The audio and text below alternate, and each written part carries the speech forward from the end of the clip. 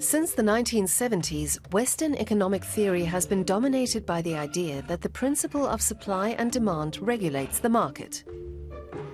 18th century Scottish economist Adam Smith used the term invisible hand to describe how beneficial economic outcomes could be generated by individuals acting out of self-interest.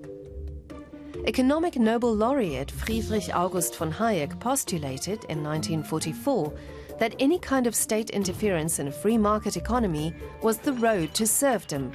Von Hayek is seen as the godfather of neoliberalism.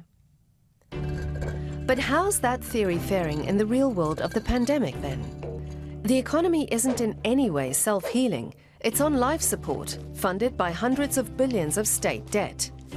There's no more talk of privatization. Financial survival is all that counts. Supply chains have been devastated as borders were closed or travel restricted.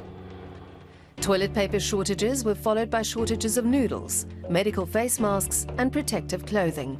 And even the production of vaccines that the world so desperately needs is only gradually being ramped up.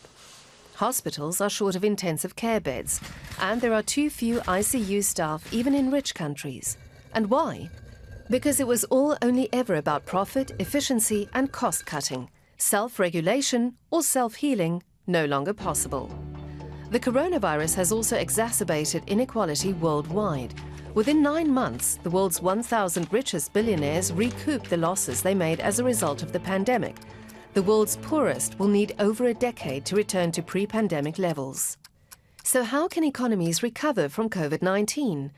There are plenty of ideas. Regionalization instead of globalization, cooperation instead of competition, and universal basic income rather than performance-related pay. Can the state replace free markets?